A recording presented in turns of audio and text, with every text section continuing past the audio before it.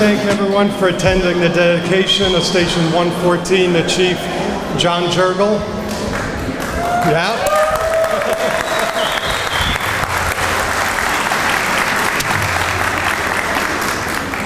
Chief Jurgle devoted 39 years to the city and this department. We understand that the things we are doing today are because of what people like Chief Jurgle have done before us.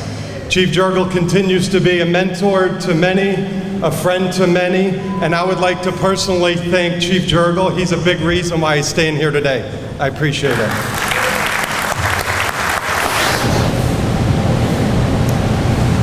I pledge allegiance to the flag of the United States of America, to its republic for which it stands, one nation, under God, indivisible, with liberty and justice for all.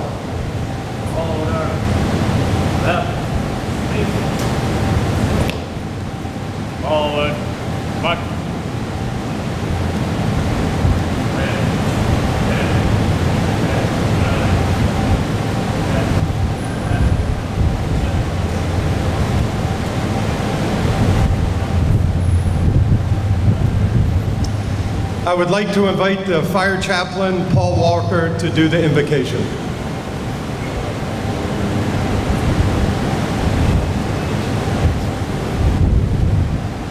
I'm sorry, I've known John for too many years just to get up here and pray. I could say a lot of things about John. We've had a lot of great conversations, but the one thing that I would tell you during a difficult situation, we were in his office, and I asked him, I was like, how are you going to deal with this? What are you hoping to get out of this? He said, you know, Paul, I'm not so concerned about the outcome as long as people know that I'm handling this fair and justly.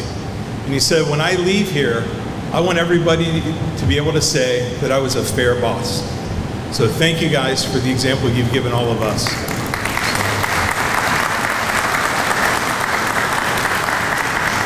Let's pray.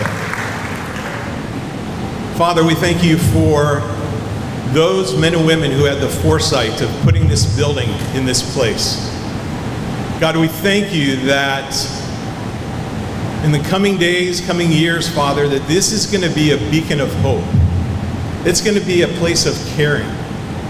And so, Father, I pray, God, that you would, in your mercy, allow every man and woman who puts on the Pompano Beach Fire Rescue gear and they live in this house, God, that you would protect them. God, I pray that every call that they go out, Father, that people would see the compassion and the mercy that's reflected in John. And so, Father, we commit this house to you. We commit the men and women who are going to be serving here. Father, we thank you for this day. We thank you for this time. We thank you for John and for Joanne. We thank you for their legacy. We thank you for their commitment. We thank you for their sacrifice. And so, Father, it's in your name that we come to you this morning and we commit this fire station. And we ask that you bless all those who come through its doors. Amen. What an awe-inspiring crowd we got here for an awe-inspiring man. You know, I think about John, former fire chief John Jurgle, and as a freshly minted city commissioner, you know, you encounter people along the journey that you take, and John was one of those people. And it's, you know, when you first get elected, you think you know everything, and you quickly realize, well, it's not really that way. But people who help you learn things along the way really make you get into the job, build into the job. And John is one of those people. He was a friend to me during his tenure as fire chief, and he'd stop by my office. We would have chats, and he would help me to better understand things in the city. And I tell you, he is truly a hero for this city, and he has done so much for the city, the residents. He's done so much for me personally. Thank you for all of that, John. I appreciate that. Sounds like we're going in and out. That's okay. But before I go any further, I'd like to introduce a few folks that, you know, this didn't happen by accident, this new fire station. Of course, the city of Pompano Beach is going through a renaissance, so to speak, and one of the priorities in our book has always been public safety. and we knew it was time. The residents supported us in our desire to upgrade our facilities. But nothing happens. I mean, it's not just the mayor that does this kind of stuff. It's a team that makes these kind of things happen. And the people I work with day in and day out to make the residents of our city and visitors to our city have a better time in our city. And that's my city commissioners, my fellow city commissioners who are here today. We got Vice Mayor Andrew McGee, District 1.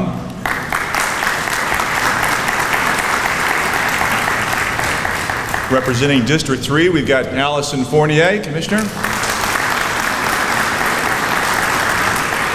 We've got District 4 City Commissioner Beverly Perkins. We've got District 5 City Commissioner Barry Moss. There you go. He's got his own fan club here, I guess. You'll hear more from him in just a few minutes. I'd also like to introduce, we've got former City Commissioner Tom McMahon. And I'm not sure if Commissioner Eden is here yet, but Commissioner Rhonda Eden from District 2, she's not here yet, but I'm sure she will be. The people that really make things happen in this city, that's people under the city manager, Greg Harrison. Greg?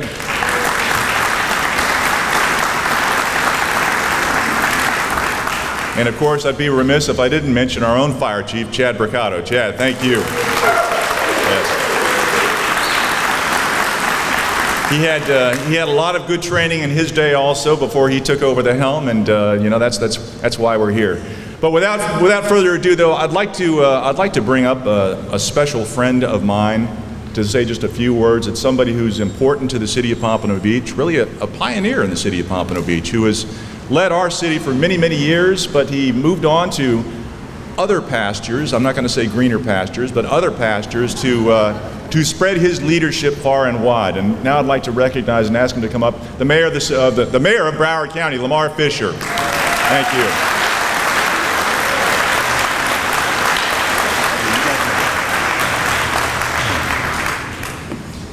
Well, good morning, Pompano Beach. What a great day. It's a great day to look out there and see so many friends and family to be a part of this incredible day as we celebrate Chief Jurgle and what he has meant to this city and what he has meant and is going to mean for many years to come. Thank you, Mayor, so much. Thank you to the commissioners and those past and present. It takes a team, as the mayor talked about. It's just not one individual. It takes a team to make things happen, especially in government. I can remember Mayor Hardin saying last night, you know, it takes so long sometimes in government to get things done, and he's correct. But today is a celebration of a dear friend who has meant so much to me personally and in so much to the city of Pompano Beach. And to be here at this celebration, John, is truly an honor for me to stand here today and to witness this incredible station.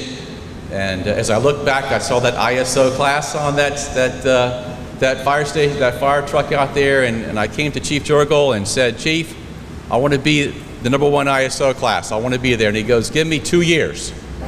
And I think he did it in about 1.5 years or less. And he made this city what it is today as far as our fire department.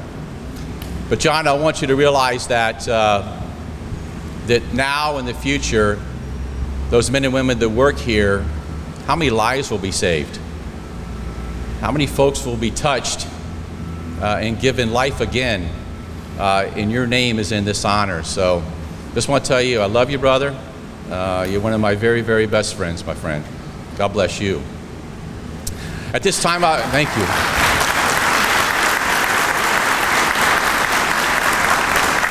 At this time, the mayor has allowed me to introduce the District 5 Commissioner who was part of this. I remember sitting on the dais, and this commissioner, Barry Moss, came to the commission. He said, listen, we need a fire station in the southwest part of our community. 52 is so busy, we need help.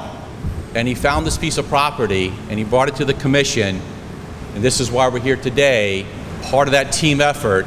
I'd like to welcome our commissioner from District 5, Barry Moss. Please come forward. Thank you all very much. How nice to see such a good turnout today. Thank you, Mr. Mayor, Mr. Mayors, plural. Thank you, John, for making this day happen. I just want to say that when I... Oops. when I joined the commission in 2014, there was a dire need for a new firehouse. But the problem was there was no place to put it. Palmyra, this area had all been built out. And one day in 2017, a gentleman by the name of Mr. Lockard called and said, asking for my help in finding, in navigating his way through the city's bureaucracy so that he could change the zoning on this property to build something that he wanted to build. I believe it was a daycare center. And of course I knew the property, and during the course of the conversation he said, I just want to get my money out of this and leave. So I said, aha.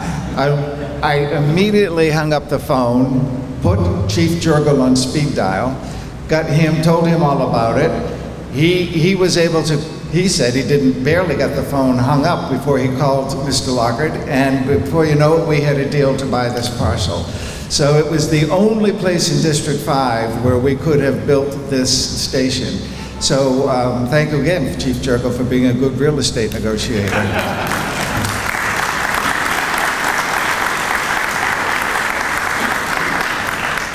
Soon we will be dedicating station number 52, which up until now had been the only fire station in District 5, only one of two west of 95. So with this new fire station, with the fire station 52 being redone, which by the way will be a 4-bay, not a 3-bay, a much larger station, we will really have changed things in District 5 dramatically. Our response time has gone down a great deal. People in this district now are better served by our city. So thank all of you who voted for the general obligation bond in 2018, which funded this. And thank you for our civic leaders, city manager, mayor. Also wanted to recognize our former city commissioner, Woody Portier. Where are you, Woody? There he is.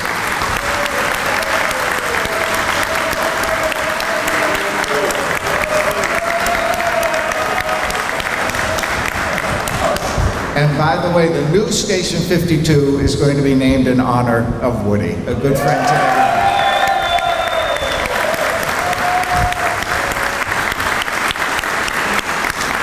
So the residents of District 5 can be pleased and honored to have had 2 new fire stations built in their district named for such a distinguished gentleman. So on that, I will thank you all for being here, and let's keep rolling with Pompano, keep heading in the right direction. Thank you very much. Thank you, Commissioner. Now I'd like to call up Chief Mercado.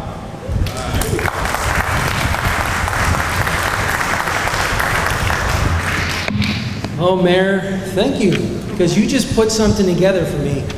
So I was sitting there thinking, well, how do I start my talk? So I don't like to come with something prepared on purpose so it comes from the heart. So I said, oh, 2 years. That explains why John came to me and said, Chad, we got 1 year to get this ISO. Now it all makes sense. Interestingly enough, that was 2017 when we got our ISO class, when we were just rated again in 2022, and there's a score that goes underneath that, kind of like an A grade has a 90, 91, 92, and in our recent visit, we also rose up in scores, so we retained the class 1, but our score underneath actually got higher. That's part of what John has set forward so that we can continue moving that into the future. Shocking, there's a call. Engine 52, Print 114, Battalion 24, Rescue 263, and GB Interstate 95 northbound Copeland's Roads Alpha, and Interstate 95 northbound Copeland's Roads Alpha. Respond on tap 1. Why aren't you getting up? There's a fire. Anyhow, I think of a lot of things when I think of a fire station. I'll say to you words that were written a long time ago, and that is that, tell me not in mournful numbers that life is just an empty dream, for the soul is dead that slumbers and things are not what they seem. This might seem to you to be a building, but it's much more than that. It's the heart of a community. From this building, as you just heard, people will be saved from the ravages of fire. From this building, we will handle every type of medical and traumatic emergency that you could imagine. From this building, we'll compete with the dispatcher. I'm used to that.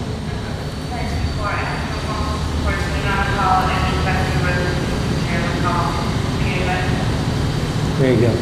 It's pre-timed to shut off at a certain point. So as you can see, that's what we do here. This isn't just a building, a place. Just like your house is not just a place. It's a place where people live. Firefighters that get married, firefighters that have children, they live a whole life here. It's much more than just going to work. Most of us, if you ask us, for the longest time, I'd never thought of it as a job. I don't think of it as a job today. I think of it as a privilege, as an honor. I'm honored to be here. I'm privileged to be here. Therefore, I have a responsibility back to people like John and all the retirees that have gone before him, and to people like you, to the elected body, to the city manager, to the city management team, and every citizen that comes here, every person that travels through here. We have an obligation. I have an obligation to those people. So out of this fire station, we're going to take care of everybody who needs it. Think of the power of that. If they don't have enough money, that's fine. They have black skin, they have brown skin, they have white skin, that's fine. You're Jewish, you're Catholic, you're Protestant, that's fine. It doesn't matter, and I've always said that that's a power that's very hard to find anywhere else, where the purity is, just as you hear. It doesn't matter. We don't even know who we're going to, and yet we'll drop everything, as you just saw. A big important ceremony. We'll stop everything, drive down the street like that, because you need us. To me, that's much more powerful than me or words that I might say. It's power, right? That's why I love the fire department so much. Whatever your problem is, we'll come. We're going to drop everything we're doing, and we're going to come and help you, period. So then I lead that into, John. So I can't leave comedy out. So just so you know, there's a plaque out front that says, Fire Chief John Jurgle, and then Fire Chief Chad Mercado. John Jurgle, Chad Mercado. So they could have put my name in the small font at the bottom of those legal descriptions. I would be happy with that as well. Actually, for me, it's more for my children than it is for myself. As another poet wrote, if you can walk with kings nor lose the common touch, those are pretty powerful words, right? If you can be in an important position and still be able to talk to everybody, that's where power lies. So it's an honor and a blessing for me today to be able to be a participant for naming the fire station after John. If you don't know, John and I have been friends for, 30 years. John is the godfather of my youngest son, and John and I have worked together for a very, very, very long time, and I still seek counsel from John when I'm having some troubles, especially from a historic point. I still get great insight. I think all of us realize that we owe a debt to those who came before us. If you don't, then you're just kidding yourself. There's been a platform laid, and that's what we're trying to do at the station, is honor John for the platform that was laid, so that people like myself can be here talking to you, welcoming you into our house and saying, hey, thank you for being here. So this day is all about John, and so I start off by saying it all began when John was a little boy. Rather than go over everything, because I know I want to hear John's speech myself, and I'm sure you do as well, I'll say that John gave, as you heard, 4 decades of service in the fire service. That's pretty impressive for any field, but to be in this field, that really is a testament. And so I think that's enough to get started. That, John, I'd like to call you up to the stage, because it's your turn.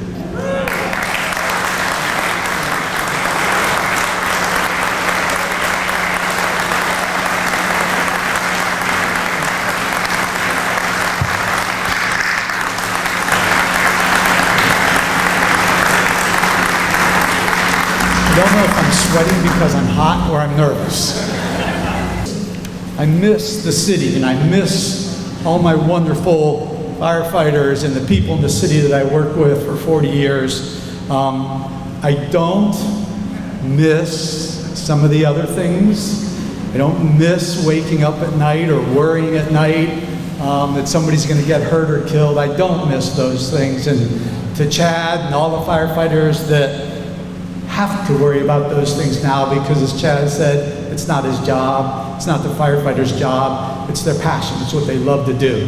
And as Chief Ricotta said, you call and we're coming. And so to them, I know I'll always be grateful, and I know all of you are. So a round of applause for the firefighters here in Pompano. They're absolutely the best.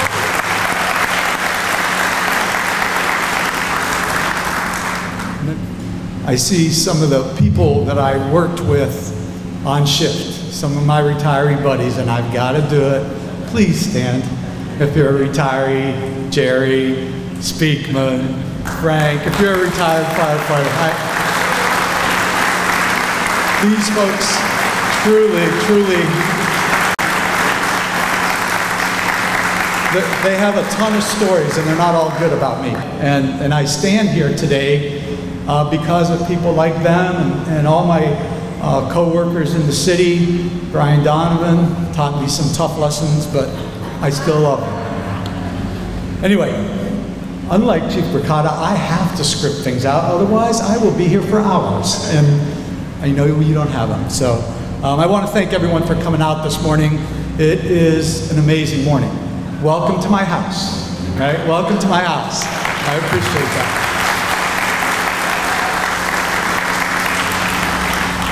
When I was fortunate enough that Joanne said she'd marry me, I promised her $1 million mansion. There you go, baby. Wait till you see the kitchen. Wait till you see the kitchen. So we'll be spending the night here tonight, just so you know, Chief. For as long as I can remember, as Chief Bricata alluded to, I always wanted to be a fireman. It was just something that happened to me early in my life. And it's amazing sometimes how one person can say something or one thing happened to you in your life and it puts you on a path. And I remember for me as a young kid growing up in Northeast Ohio, the oldest son of a single mom, we rented a house. My mom was a factory worker, and coincidentally, the landlord of that house was a fireman. And you could do those things back then. Occasionally he'd stop by and pick up the rent in fire truck. But he would talk to me, and I thought, man, what a great guy, what a great job. And I think that's when the seed was planted. And I knew then this is what I wanted to do. This was the only thing that I was meant to do. But you know, you're 6 years old, you want to be a professional football player, you want, all those other things. But the fireman thing kept coming back. And then in high school, I remember everybody all worried about going to college and what they were going to do. And I knew what I was going to do. I didn't know how I was going to do it or where I was going to do it, but I knew what I was going to do. And I needed, I call it a gap year now. I went to Ohio State for a year to figure out what I was going to do. They promptly asked me to leave after a year.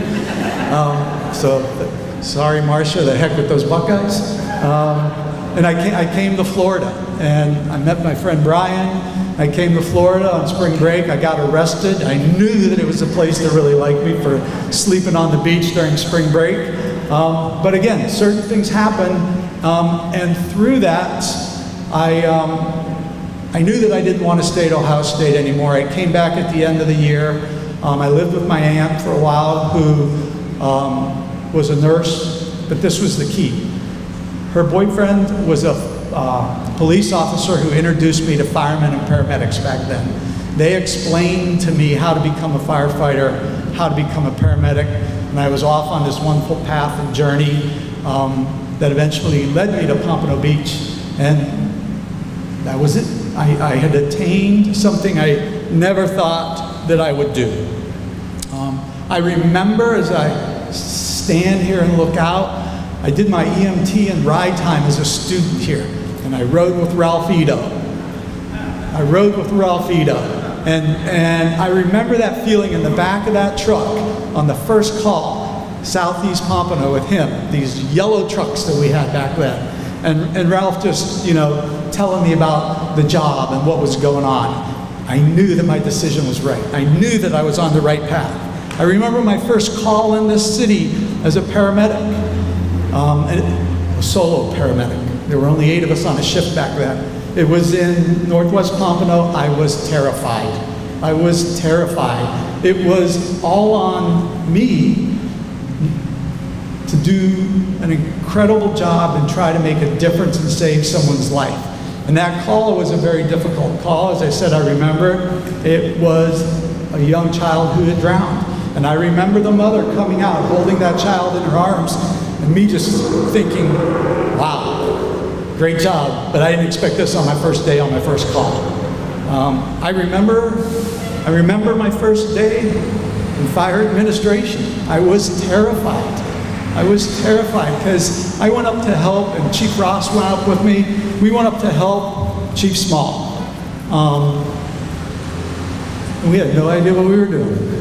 We had no idea what we were doing, but we knew we were going to do a good job. We knew that we were going to work as hard as we can for the citizens of Pompano Beach, for this department, for Harry, Chief Small, and we were going to do the best that we could. And that's all I think that he expected of us. This career, this profession has been exactly what I had envisioned it to be. To have the honor and the privilege to help people and serve people is amazing. You just don't get that. And I can say it now, I would have done it for free. I would have done it for free. But I know. And you're not getting any of the money back, just so you know. But it was truly a dream come true for a young kid that aspired to the fire chief's position. And I never imagined that. I just wanted to be a fireman. And never in my wildest dreams did I imagine this. I never imagined this. I never imagined having a station dedicated in my honor. And as someone told me, when I woke up this morning, right, I've had a lot of mornings where I wake up and I truly appreciate the day and understand the importance of the day. But when I woke up this morning and realized I'm going to have a fire station dedicated after me by people that I love, who love me, that just makes me proud.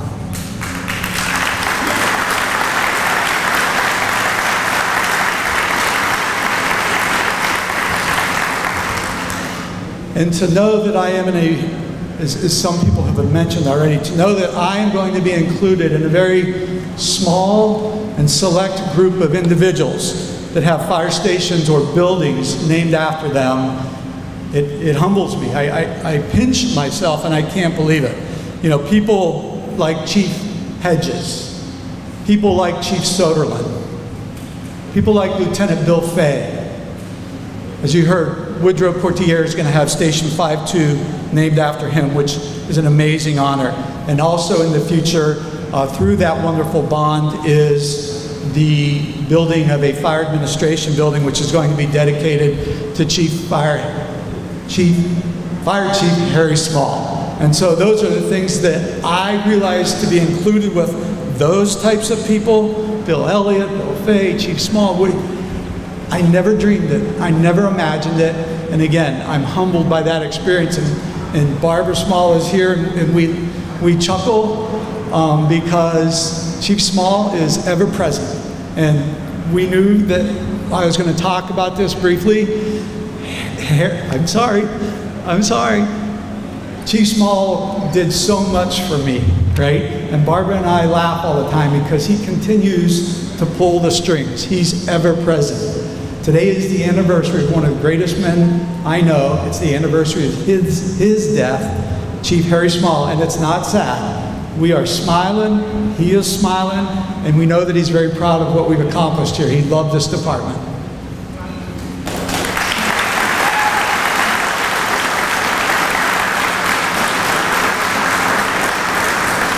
So I guess I am, believe it or not, somewhat speechless. I say thank you. I thank you for the honor. I thank you for the privilege of working for this city.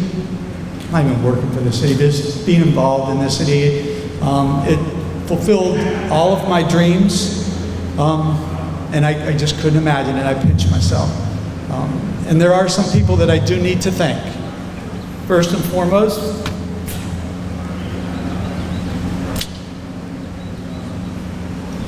my wife.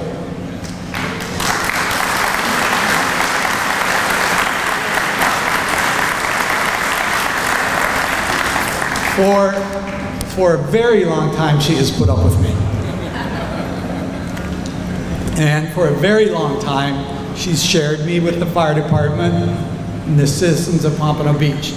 Now she's stuck with me in retirement. And I'm not sure, these mysterious job applications keep showing up at the morning breakfast table, and I'm like, where'd this come from? Well, you know, you're still young. And So I love my wife. I thank you for sticking by me, and it's enough with the applications. This station does have a history, and some of the previous speakers have alluded on it a little bit. And as Chief Ricotta said, I'm somewhat, just because I'm old, a historical source for this fire department. Many people may not know that we knew there was a need here. We knew that, but we couldn't find a place. For a long time, the Preserve was gracious enough to let us have a substation out there. And we ran a rescue just out of there. And we knew we needed property for a station. And it wasn't until Commissioner Moss had the fortune of meeting the individual and called me that we were able to get this property, and we were on our way. So Commissioner Moss, his fingerprints are all over this station. I owe him a huge thank you for calling me right after he spoke to that gentleman, and he really helped make the process easy as far as getting the property for this station and whatnot. I need to thank you.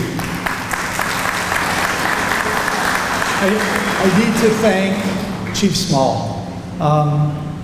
Again, there are many people that have had a direct impact on my life. Chief Small was the reason that and I'm going to speak from my buddy Frank Rossi, he was the reason we went to administration. We never envisioned going to administration. We are glad that we went. I believe we feel we made a difference, but we went there because of Chief Small.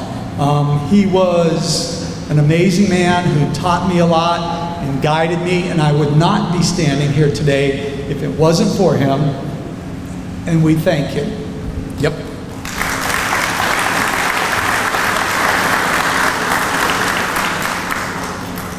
The reason I survived in fire administration is because of Jean LaFalaise.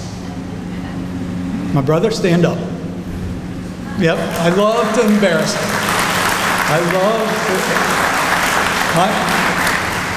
As I said, I was not really quite sure what I was doing up there, and Harry was great. He was the fire chief. He had things he had to do. I needed some coaching, some teaching.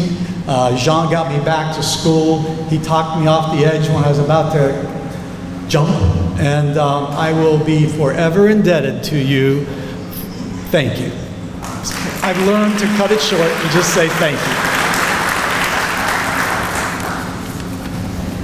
Chief Ricotta, the entire fire department, the CERT members, Kimberly Spill, everybody associated with this fire department that pulled this together. I know the work that it takes. I know the effort that you and Pete McGinnis put into this to make it perfect. And it is absolutely perfect. And I thank you all very, very, very much from the bottom of my heart. Thank you.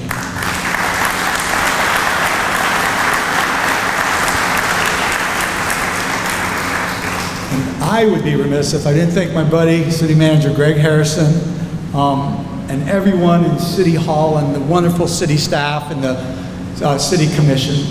You all have done nothing but support me my whole administrative career. You've taught me lessons that I never want to learn again.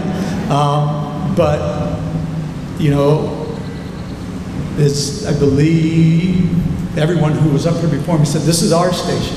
This is our station. We all got it together. You all worked on it.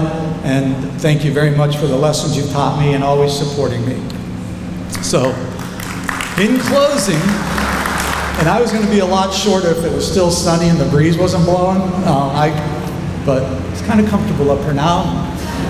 I've got nowhere to go. I'm retiring, so.